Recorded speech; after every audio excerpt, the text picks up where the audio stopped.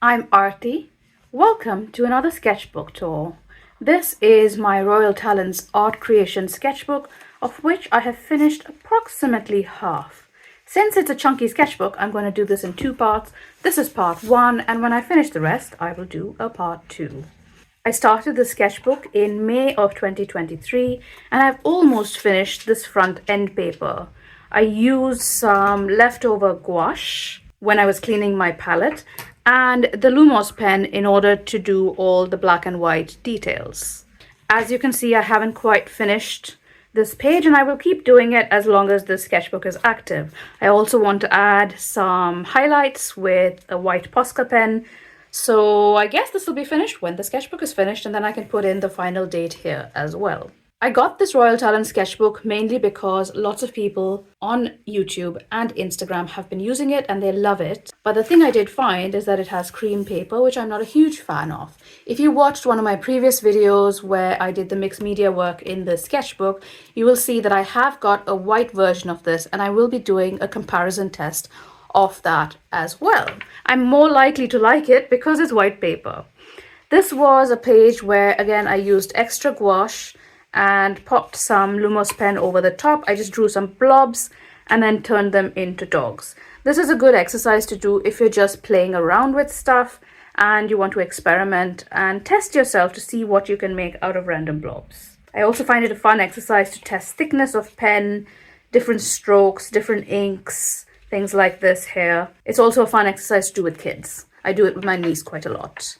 This was the main test page that I did. I always like to start not on the end paper, but on a main page. There is a video of this already, so if you want to go watch that next, you can do so. I will link it for you down in the description box below, and I'll link all my materials as well, as per usual. As I've noted in that previous video, wet materials do tend to sink into this paper, as does Tombow pen, but I still do like to use the markers on this. Acrylic gouache works really well, as does normal gouache, and it's really, really good for pencil as well. On the next page, I've got my Tombow brush pen swatches. I also did this on white paper, and there's a video about this that you can watch if you like. I'll link it for you. As I said, the Tombow pen does sink in a little bit, so it's not the true color of the pen that you get on this paper, but it can also be a nice effect if that's what you're looking for. One of the first few pages that I did in this, just sitting outside in my garden, drawing the bamboo and some flowers. These are forget-me-nots, so I think it was probably, no, it would have been May last year, but I'm not sure why I was drawing forget-me-nots, because I don't think they're in season then. They're out right now. And then some lavender, some buttercups and things, and I think this was rosemary. Yeah, it says 2023-05, so definitely not this time of year in May. I did start a lot with florals in this because that's what I was interested in at the time. This is all Tombow pen, and the white is, I think, Posca marker. I do enjoy drawing multiples of the same thing because then if I'm doing a pattern later or something, I can scan them in and use them in different shapes and sizes. I was also experimenting with that shape as different kinds of flowers as well as berries. So it's an interesting juxtaposition of the same shape in different uses. I was also studying the way that berries fall on stems, and I think bluebells also tend to fall in a similar manner. These were just ferns. They don't look like ferns, but I was using that fern shape to get more different botanical shapes as well. I do now have a dedicated botanical sketchbook, so I don't think I did that much more floral stuff in this, unless I was drawing plein air perhaps. This was a fun spread. I love drawing dogs, as you all probably know by now. I was just doing a few different shapes and a few different positions. This is based on my own dog. This one is based on a friend's. And this one is based on a dog that we meet on our walks fairly regularly called Millie. She's such a cutie. All of them are done in Tombow with luminance pencil over the top. This is our garden. I'm not particularly pleased with this page. My niece thinks it looks exactly like the garden, and it does, but it wasn't my intention to do a like-for-like image. I wanted it to be a bit more abstract, and it turned out to be very representational, which, yeah, it's a nice picture, but not what I intended it to be. But I learned a lot about using Tombow's light to dark, and about the fact that you can't layer them, which is why I then went and found, then I was using Poscas, and then I went and found the Deco brush pens, which I do like as well, which work fairly well on top of Poscas. Next, I have more botanicals. This is actually the Rice Lip Lido. It is, I think it's an artificial lake. It used to be a reservoir or something many years ago. It's no longer in use as a reservoir, but it's a really nice lake with woods around it, and there's a beach where kids can play, and a play area, and it's a really nice place, and we go there quite often.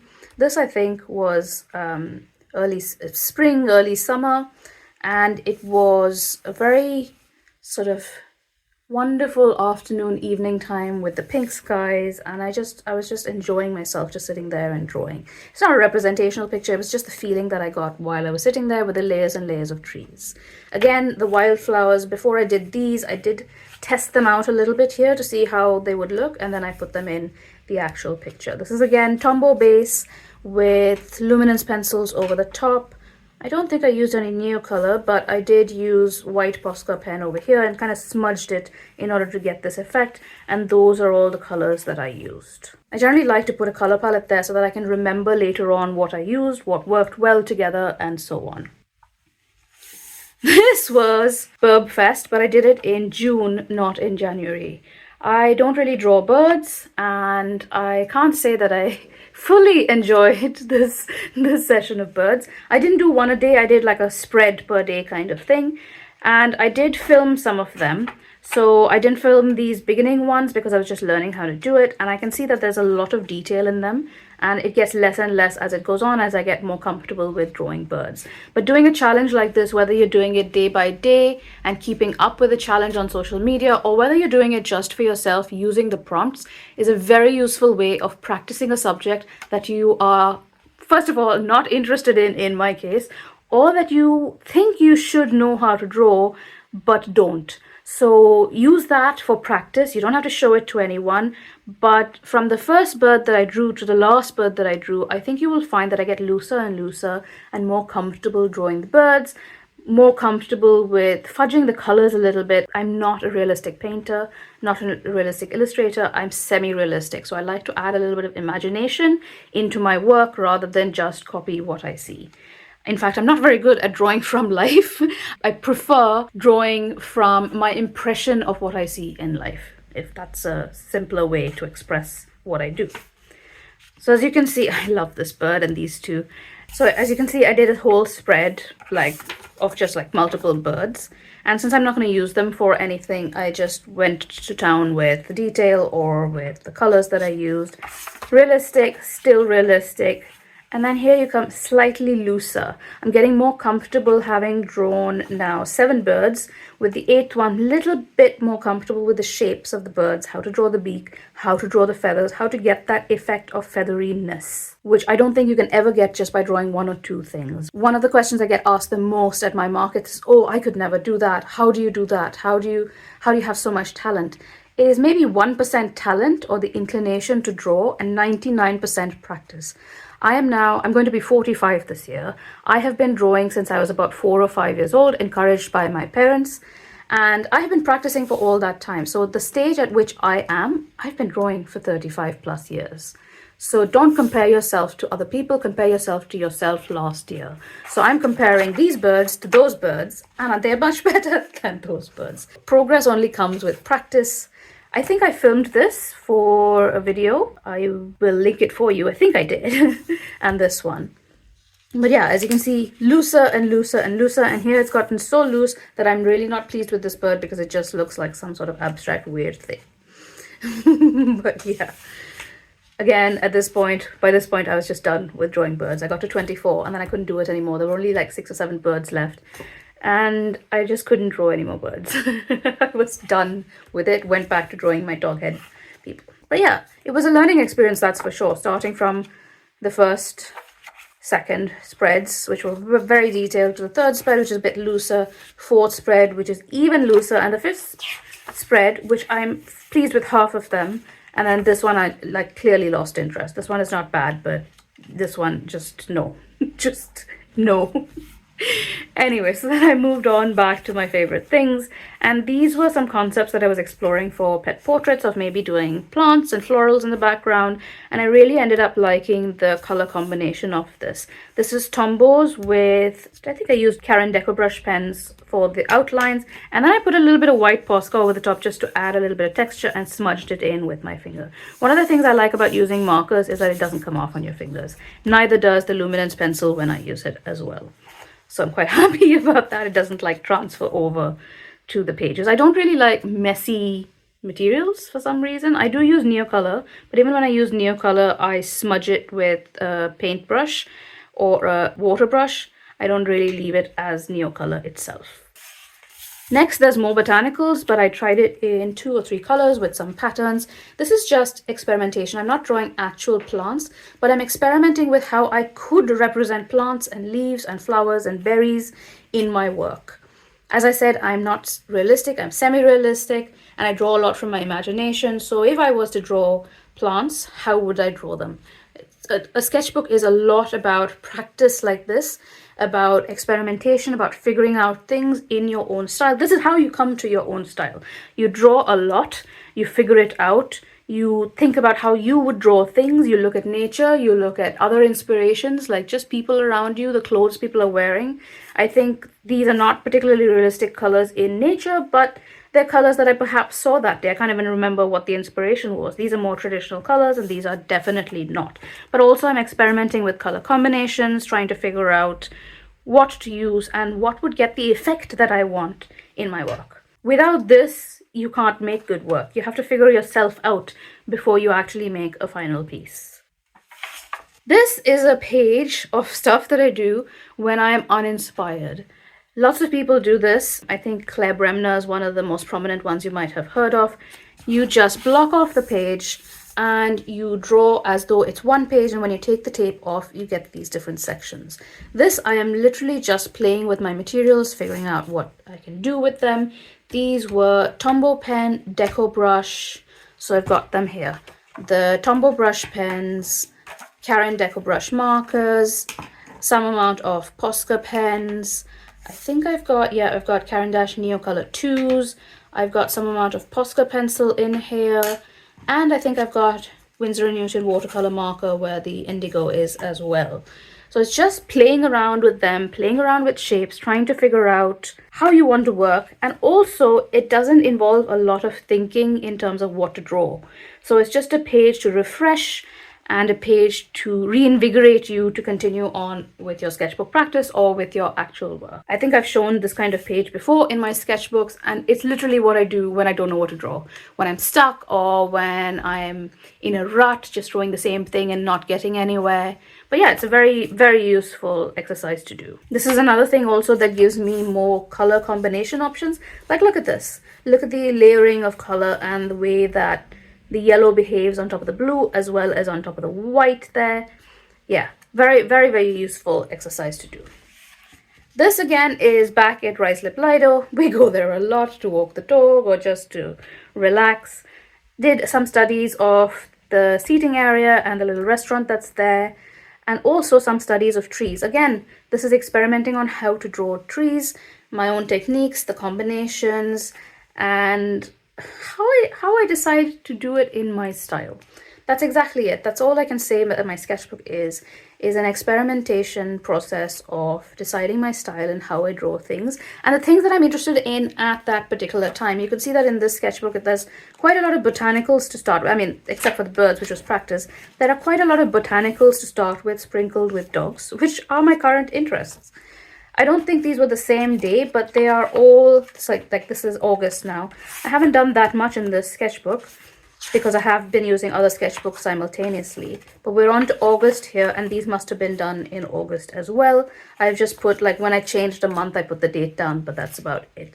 Again, more tree studies, trying to figure out how to represent stems and branches, more angular, more curvilinear. So yeah, it's just an experimentation, trying to figure out how I want to draw and what I want to draw. Here's another one I did, I think, for the composition, because there was this tree with the underlying ferns and I really liked the way that it looked. It had way more foliage on the top of the tree and much less on the lower branches. And I really liked how that looked. Again, I didn't use traditional colors, and I think that helps in abstraction as well. Now when I look at this, I think of the feeling that I had when I was looking at that tree rather than the actual scene that I was looking at. Like I said, I don't draw well from life. I draw from my impressions of it. And then we've also moved on to September, so I think some of the trees would have been losing their leaves and so on.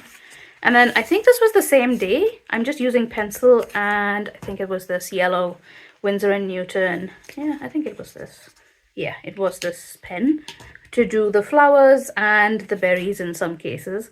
Just an experimentation of how the leaves were moving and how I would use my hand or my pencil in order to draw them.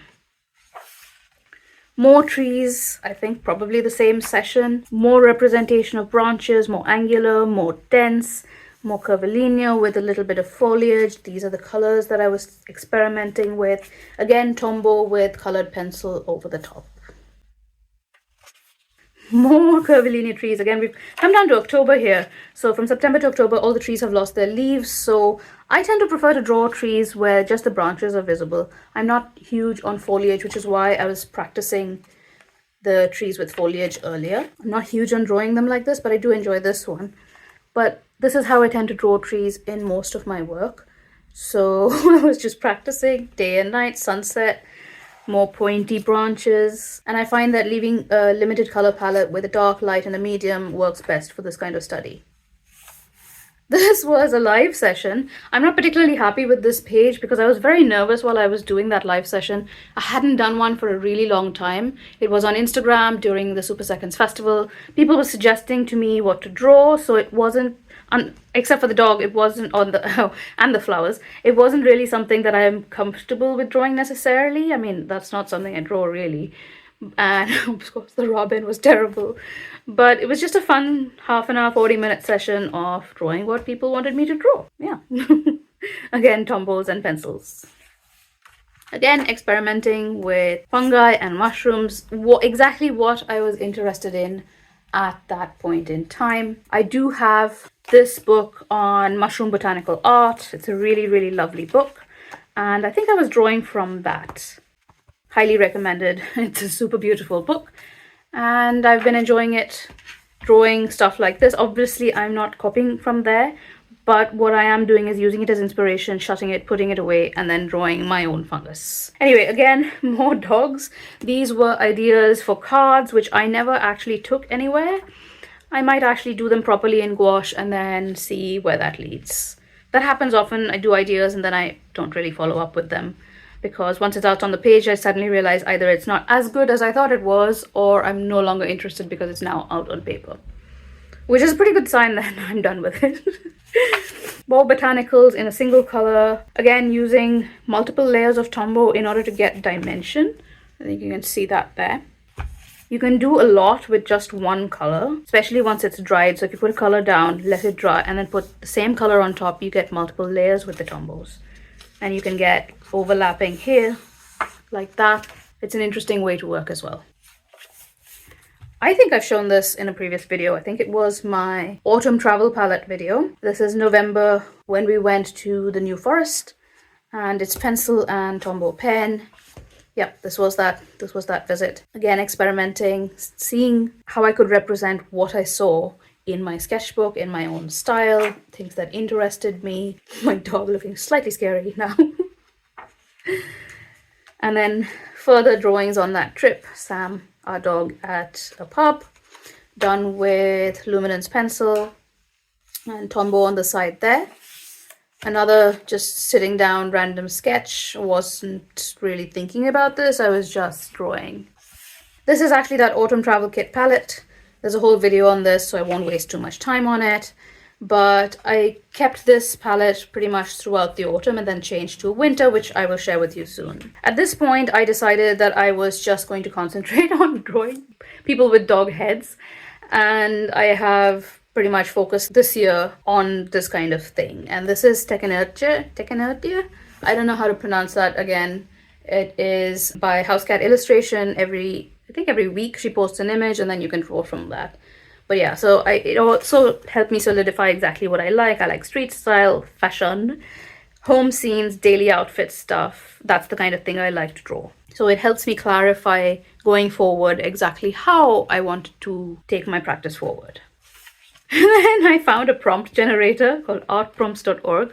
You might find it handy. And I came up with Pug Warrior and I drew that. But I also did write down a bunch of other prompts that I could use in the future. Mr. Hyde, The Beast Under the Bridge, Short Ugly Demon Mercenary, Tickle Monster, Fire Elemental, Demon Warrior, Ninja Dog, Wolf Warrior, King of Beasts or Queen of Beasts.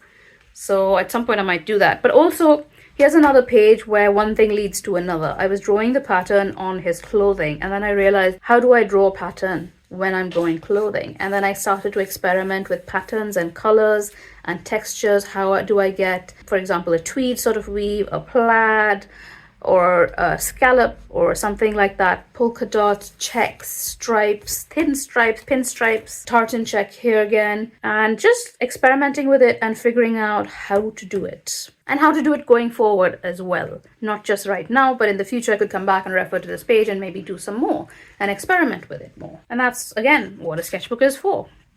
This time, I did the truncated version of Burbfest in January. There were 5 prompts every Monday, I think. And I did those 5 prompts. The first one was the Groove Build Annie. And again, I used my little dog creatures because that's what I'm concentrating on this year. Everything is focused around them and to see where and how far I can take them. So the Groove Build Annie with an intrepid dog bird watcher. The next was King Penguin. The Blue Jay. This one is again a video. The last Royal Talons video, I think. The Paradise Tanager. Not very happy with this particular bird, but I'm quite happy with the way the dog turned out. And see the trees. That's again from here. If I go back to that page where I was drawing this kind of tree, I've used a similar technique there. So you can see how it plays out in my work. Once I've done it in my sketchbook, then it's in my head. And I can sort of like bring it out whenever I need to. And finally, the snow bunting. That was the last one. So 1, 2, 3, 4, and 5. And then I come back to that concept of having florals in the back and then the dog person in the front. In fact, I like this one so much that I probably make this into a whole series in gouache. Quite pleased with that and the color combination as well. This is a page that I'm very unhappy with. Clearly drew a bird then and plastered over it with the deco brush and Neocolors and drew a bunch of stuff. I'm quite happy with this cat actually. Not too unhappy with that. And then this guy driving a motorcycle. Yeah, I like the feel of the page, but obviously I've covered up something that I did not like there. And that's absolutely fine as well. If you don't like something, just go over it. Absolutely not a problem. This page I've actually earmarked for another experiment exactly like this. But I'm going to compare this paper with the white sketchbook. So that's this one. I've actually taped off the paper in this as well. So you'll be able to see that comparison coming up in a future video. Now, just a few pages left in this one. So here's my winter travel kit. Another video coming soon to which I switched after this. Where's it gone? After this autumn travel kit. So there are some similarities, but some differences as well. So I'll come back to that in a future video. And then this was a spread that I did while Monkey Mintaka April was visiting London a few weeks ago. We went out and sketched in two different places. And it's just a composite image. Again, I don't really draw exactly what I see, but it was great fun and we had such an awesome time. It was really, really nice. And I'm sure she'll do a vlog about it. So be sure to check that out on her channel when she does. And then the last page for today's sketchbook tour, because I have not used the remaining pages in this sketchbook, was my return journey actually from meeting April Monkey Mintaka when I was on the tube, and a rare situation where I had my sketchbook and the tube was empty enough to draw. So for this particular spread, I literally only used 3 things. One is the indigo version of this Winsor & Newton watercolor, which is this one, 322 Indigo. And then I used the Chromaflow, Derwent Chromaflow Deep Sea pencil, and I used this white Caran Deco Brush marker in order to get some of the lighter areas. So 3 colors can do quite a lot in a sketchbook. In fact, there was one other thing that I used in this, which was a water brush, just to spread around the watercolor ink from this pen and create some lighter areas. So 4 little things can do quite a lot in a sketchbook. You don't need all these art supplies. All you need is one marker with a water-soluble ink, one pencil for more detailed work, one white in order to give you different levels of color, and a water brush. Very, very simple kit. And with that, that is the end of Sketchbook Tour Part 1 for this Royal Talens sketchbook. I hope you enjoyed it. Do go watch some of my other sketchbook tours. Thank you so much for watching, and I will see you in my next video. Bye!